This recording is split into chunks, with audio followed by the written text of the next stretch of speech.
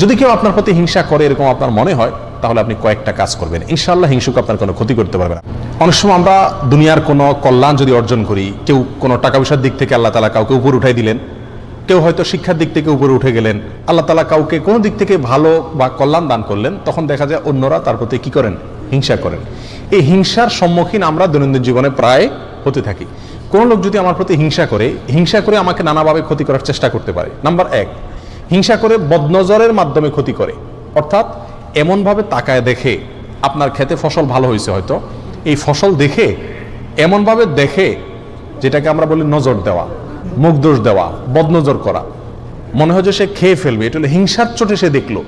একটা হলো না, আলহামদুলিল্লাহ তার এটা ভালো হয়েছে, ভালো লাগছে, সুবহানাল্লাহ, মাশাআল্লাহ, আলহামদুলিল্লাহ বলছে, এটা একটা দৃষ্টি। আরেকটা হলো না, ওরে বাপরে বাপ, এর এত হইলো, এই যে হিংসার চোটে দেখলো, এটাকে বলা হয় বদনজর। এই বদনজরের মাধ্যমে অনেক সময় ক্ষতি হয়। আল আইনু হাক্কুন, নবী আলাইহিস সালাম বলেছেন, অর্থাৎ দৃষ্টি দিয়ে, রাক্ষসে ভাব দিয়ে, খাই ভাব দিয়ে গিলে ফেলবে, এরকম দৃষ্টি দিয়ে যে কোনো জিনিসের দিকে, কোনো ব্যক্তির দিকে, যে কোনো কারোর কোনো কল্যাণের দিকে তাকায়া মানুষের ক্ষতি সাধন করা হয়, এরকম ক্ষতি হয়ে থাকে অনেক সময়। এটা বাস্তব সত্য বিষয় এবং ইসলামী আকীদা এটাকে অ্যালাউ করে, এটা কুসংস্কার নয়।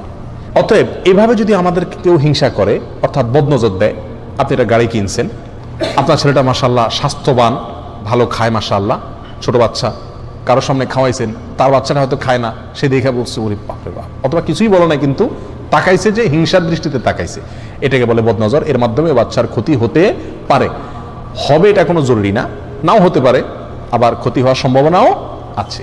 এটা একটা উপায়, হিংসুকে হিংসা করে থাকে সাধারণত। এটা অহরহ আমাদের সমাজে হয়। অনেক সময় ভাই ভাইয়ের প্রতি হিংসা করে, অনেক সময় আপনার সন্তান মা বাবার প্রতি, মা বাবা সন্তানের প্রতিও হিংসা করে, অনেক সময় বন্ধু বান্ধব, পরিচিত অপরিচিত, জানা অজানা বিভিন্ন মানুষে একে অন্যের প্রতি কি করে থাকে? এ ধরনের হিংসা করে থাকে।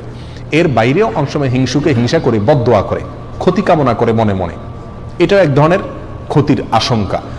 তৃতীয়ত, অনেক সময় হিংসুকে হিংসা করে আপনাকে তলে তলে বিভিন্নভাবে, শারীরিকভাবে, অর্থনৈতিকভাবে, নানাভাবে আপনাকে হেনস্থা বা ক্ষতি করার চেষ্টা করে।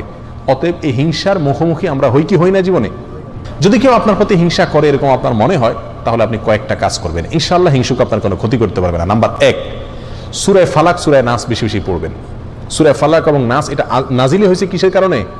এই হিংসুকের হিংসা থেকে বাঁচার জন্য। সূরা ফালাকের একটা আয়াতই আছে, আল্লাহ বলেছেন ওয়ামিন শাররি হাসিদিন ইযা হাসাদ, হিংসুক যখন হিংসা করে তখন আমি তার ক্ষতি থেকে আল্লাহর কাছে কি চাই? আশ্রয় চাই।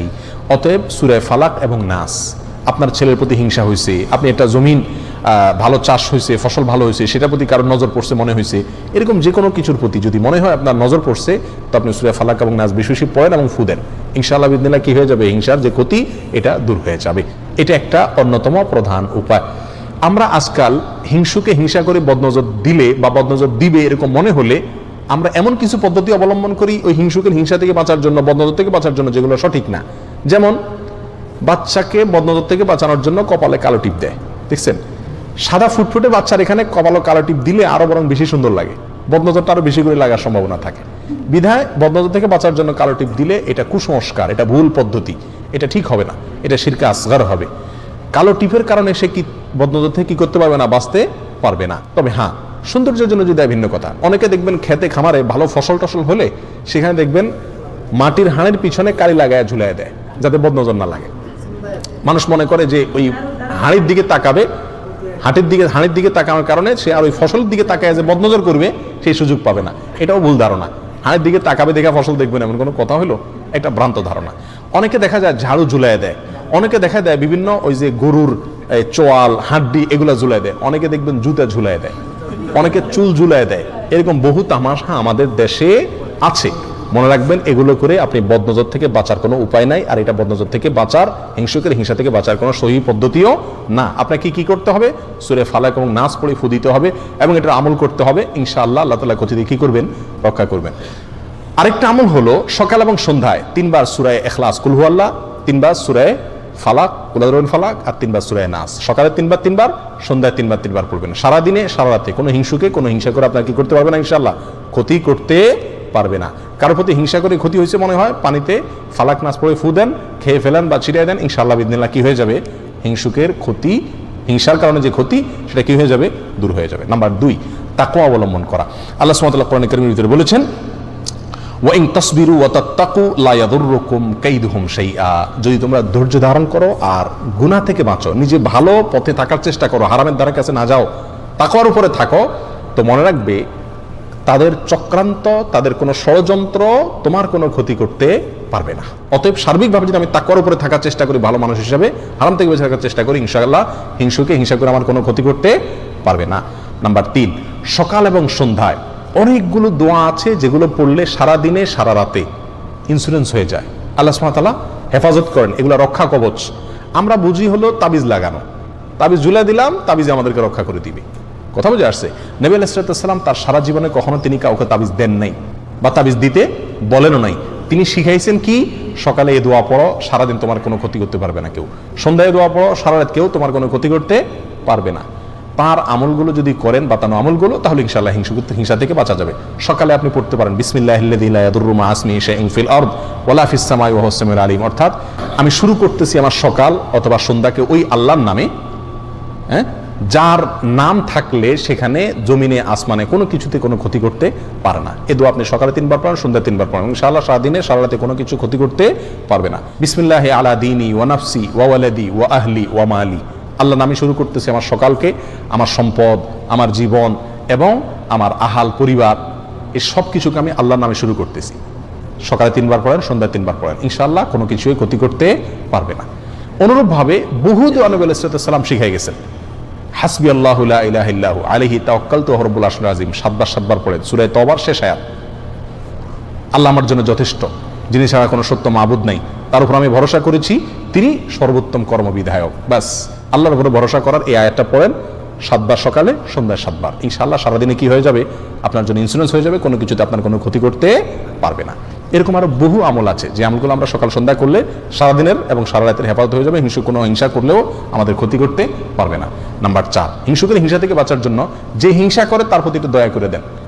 হিংসুকের মন থাকে একটু ছোট, সে আপনার ভালো দেখে তার ভিতরে জ্বলে, তো যদি আপনি বুঝতে পারেন বা টের পান যে এর হিংসা হচ্ছে, তার বিশেষ করে সালাম দেন, এটা হাদিয়া তোফা দেন, একটু দাওয়াত দিয়ে খাওয়ান, একটু তার সাথে ভালো আচরণ করে, দেখবেন ইনশাআল্লাহ তার হিংসাটা আস্তে আস্তে কি হয়ে যাবে, দূর হয়ে যাবে।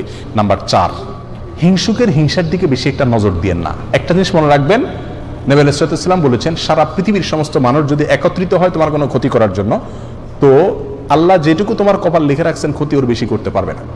আর যদি সারা পৃথিবীর সব মানুষ একত্রিত হয়ে তোমার কোনো উপকারও করতে চায়, তবুও আল্লাহ যেটুকু লিখে রেখেছেন তার চেয়ে বেশি উপকার করতে পারবে না। বিধায় একজন মুমিন হিংসুকের হিংসা নিয়ে পড়ে থাকবে না, আল্লাহর উপর ভরসা থাকবে যে আল্লাহর ভরসা থাকলে ইনশাআল্লাহ আমার কোনো ক্ষতি সে করতে পারবে না।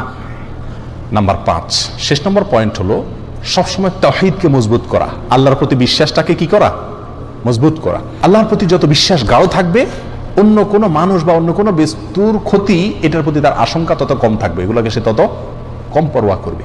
এই জন্য আল্লাহর প্রতি ইমানটাকে, তাওহীদটাকে মজবুত করব, তাওহীদকে শিখবো, জানবো, বোঝার চেষ্টা করবো, রপ্ত করার চেষ্টা করব। ইনশাআল্লাহ হিংসুকের হিংসা দিয়ে কি হবে না, আমাদের নজর হবে না। এটা তো হলো হিংসুকের হিংসা থেকে বাঁচার জন্য বললাম। অনেক সময় আমরা নিজেরাই কি করি, আরেকজনের প্রতি হিংসা করি, টেরও পাই না যে হিংসা করছি। হিংসা একটা কবিরা গুনাহ, হিংসা একটা কি কবিরা গুনাহ। কোরআনে কারিমে আল্লাহ সুবহানাহু ওয়া তাআলা হিংসার বিষয় একাধিক আয়াতে আল্লাহ তাআলা আলোচনা করেছেন। এক আয়াতে আল্লাহ বলেছেন, আম ইয়াহসুদুনান নাসা আলা মা আতাহুমুল্লাহু মিন ফাদলি, আল্লাহ কাউকে দয়া করে কোনো একটা কিছু দিয়েছেন, ফসলটা ভালো হয়েছে, ইনকাম ভালো হয়েছে, তার প্রমোশন হয়েছে, কোনো একটা ভালো দিক আল্লাহ তাআলা তাকে দিলেন, এটা দেখে তুমি হিংসা করছো যে আল্লাহ দিয়েছেন সেজন্য, তার মানে তুমি তো আল্লাহর এই ফয়সালাকে তুমি মানতে পারছো না। রেজাবিল কাজা ইমানের গুরুত্বপূর্ণ পয়েন্ট, তার মানে তোমার ইমান আছে কিনা এটা নিয়ে সন্দেহ। আল্লাহ তাকে দিয়েছেন, এটা আল্লাহর ফয়সালা, অতএব এটা তুমি সন্তুষ্ট থাকতে হবে। তুমি হিংসা করলে তার কোনো ক্ষতি করতে পারবে না। প্রিয় ভাইয়েরা, আপনার অন্তরে হিংসা আছে কিনা কারোর প্রতি কিভাবে বুঝবেন? কারোর কোনো ভালো সংবাদ শুনে, কারোর কোনো ভালো হাল দেখে, কারোর কোনো সুখের অবস্থা দেখে আপনার ভিতরে জ্বলে কিনা দেখবেন। যদি ভিতরে দেখেন যে জ্বলে চিনচিন করে, একজনের খবর শুনছেন যে সে আপনার প্রমোশন হয়ে গেছে, একজনের খবর শুনলেন যে সে মাশাআল্লাহ এত টাকা পেয়ে গেছে, লটারিতে আপনি পাইলেন না সে পাইল, হয় না এরকম? একজনের খবর শুনলেন যে তার ছেলে মাশাআল্লাহ এসএসসিতে গোল্ডেন 5 পেয়ে গেছে, আপনার ছেলে ফেল করছে, তারটা শুনছেন, শোনার পর আপনার অন্তরে চিন করে জ্বলল, হয় না এরকম? একজন হয়তো ভালো কোনো কিছু হয়েছে, আপনার মনে দেখা যাচ্ছে যে ভিতরে জ্বালা পোড়া শুরু হয়ে গেছে, অস্থির শুরু হয়েছে, মেজাজ গরম হয়ে গেছে।